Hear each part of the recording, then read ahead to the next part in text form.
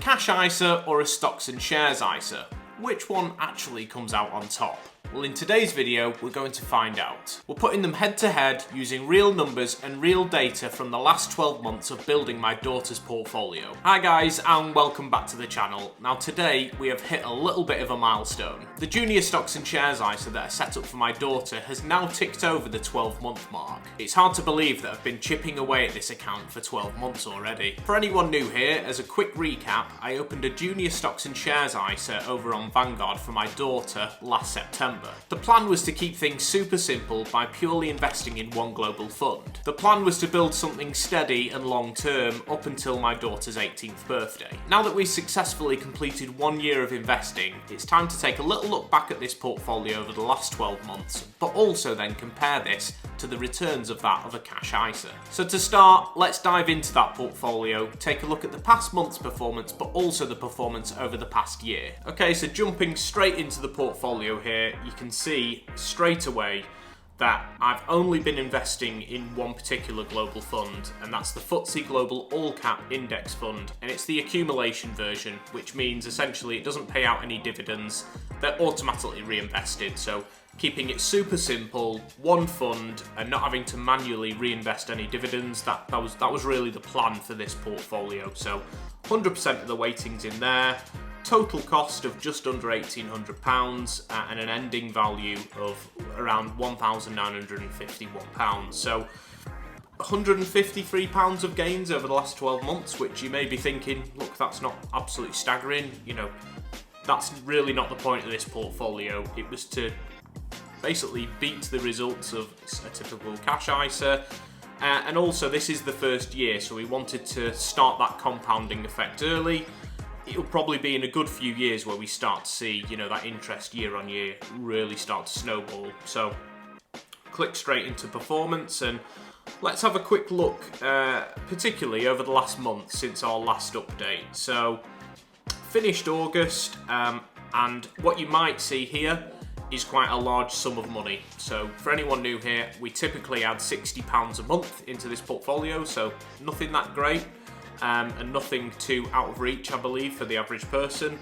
But yeah, it was also her birthday essentially in August, so we've had the £60 and then £195 of a accumulation of gift money for a birthday, if you like, which we've added into this account. So yeah, £255 added in August, and around £10.77 gains as well. And then since then, September started okay as well. So we're up almost £8 for September, giving us a total current return of around £152, which is great. Now, again, this is a bit of a year review. So let's take a little look back, right back at last September. So there's some figures on here which are more important than others. These middle two columns try to ignore for now. So you can see in September, open this account with £504.10, and then £90 went in there, 60 back onto the normal routine of adding the £60 a month. Little bit more there in January, that was Christmas money, you know, again, more gift money. But essentially you can see how we really started strong. Out the gate, we were getting really good returns. This was generally around the time that Donald Trump got elected as US president, and there was a lot of change within the market sentiment, and the markets really rallied around that time.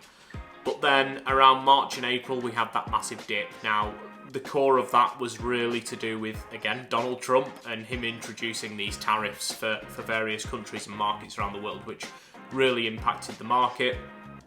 But again, around here, you know, you might be thinking, oh, we made a loss there, I should have pulled my money out, I should have just put it into a cash ISA and it would have been safer. Yes, it would have been safer, but I know from my experience with investing, just keep going. The market's always dipping up and down, and ultimately, look, you can see as May, we started to come out the other side, and actually we're in a stronger position than we ever were beforehand. So these gains have really rallied back. That just shows how the market can go up and down, really. So yeah, it's a shame we haven't quite hit the £2,000 mark there, but You know, next month some more money will go in there, and I'm sure that'll tip us over that £2,000 mark, which for my daughter, who is 1 year old, £2,000 is a lot of money for a 1-year-old. So really excited to really see, you know, in 5, 10, 15 years and 18 years, which is what the end goal is here, to see where we can get to with this. Like I say, the Junior Stocks and Shares ISA, so I'll be investing in this up until her 18th birthday, and then it'll pass over to my daughter. So the key behind this is maybe it would have, you know, help with tuition fees if she wanted to go to university, or it could even be at the start of an investment pot for her to then carry on with. That would be my personal preference, but you know, hey, it'll be her money. But my preference would be to look, you've had this great start and you've got this great amount of money here. If you continue adding to this, you know, I've ran some of the figures. If she's able to keep committing a decent amount of money to this after I've kind of stopped when she's 18, early retirement is very much on the cards. But again, it's that long-term snowball effect. So we'll see. I also think this will be a great tool to educate my daughter on personal finance and investing and how to manage your money. So a bit of a ramble there and a bit of a sidetrack, but you can see, you know, what the idea behind this portfolio was. Again, this calculations page on Vanguard just gives you that really quick snapshot. We've had obviously there's a few fees for using this platform, but over the last year it's been £1.11, so it's really minimal and not really impacting our gains. You can see here we've got a rate of return of 14% over the last 12 months, which you might be thinking, wow, 14%, that's great. Eagle-eyed viewers may be thinking, well, hang on, that, you know, that £152 isn't 14%. It's done on rate of return, so rate of return takes a few different factors into consideration. You've got to think all of the money that we've put in here into this account wasn't all added in on day one. So it'll be taking in what prices we've bought the fund at, which dates, how long that's been in the account, how long it's been to grow. So the rate of return can be a little bit misguided, but I'll cover what's called a nominal rate later in the video, which will give us our true interest or growth on this account, which you'll probably find quite interesting. Insight tab. So again, we're globally diverse within this portfolio. North America, you know, takes up the top spot. The great thing with this fund is it automatically divvies up across companies all over the globe, giving us that global exposure. So I've not had to manage this or balance where the money is. This is done through that fund automatically. So 67% in North America, so it is quite US heavy, but largest economy in the world, so that's to be expected. Europe at 11%, Asia Pacific at 11%. Then down from there, we've got 6% of the portfolio covered in Japan and 4% in the United Kingdom, and other bits and bobs sort of scattered elsewhere. The top 10 holdings, again, I think this hasn't changed much within the year. These top three, Apple, Microsoft, and Nvidia, have all kind of swapped, swapped order throughout the year, but generally, this top 10 holdings has stayed the same. So Apple, Microsoft, followed by Nvidia, Amazon. Alphabet is obviously Google. Meta is, I guess, what we used to call Facebook. Berkshire Hathaway. We've got Broadcom in there as well. Tesla, which I think was at a higher spot earlier in the year, but Elon Musk getting involved in politics hasn't served Tesla the best, and declining car sales, so that's dropped Tesla's position within this portfolio. And then obviously Taiwan Semiconductor has been in that solid 10th space throughout the year. And yeah, so there's a bit of a sector allocation there, as to be expected.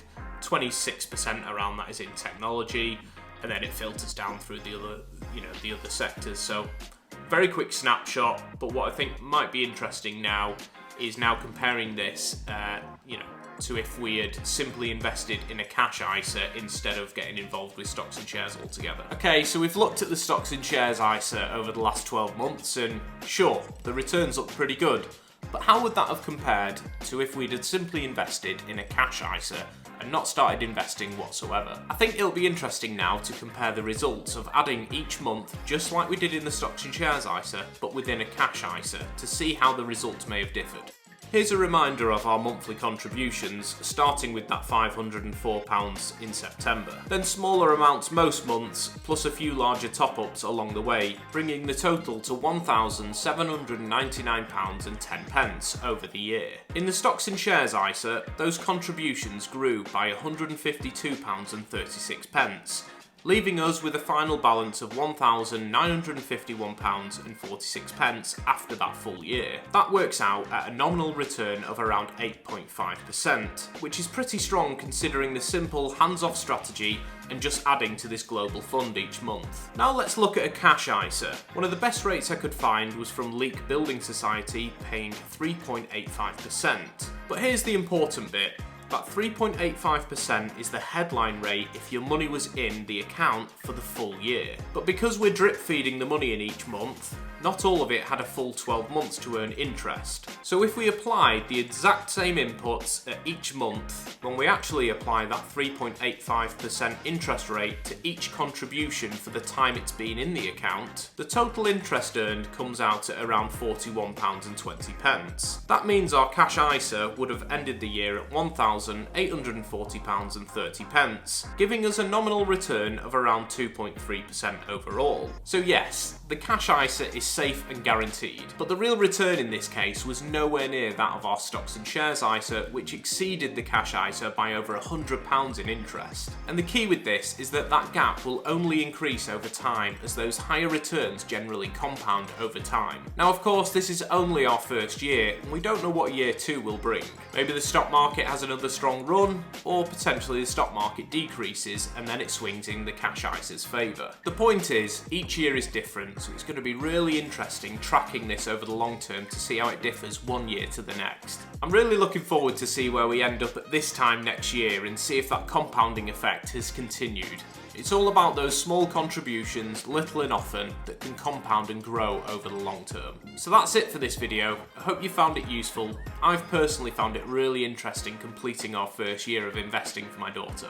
If you've enjoyed this video and want to follow along for more updates, then make sure you hit the like button and subscribe for future updates. As always, if you've got any questions or comments, feel free to leave those in the comments section. Thanks for watching, and I'll see you in the next one.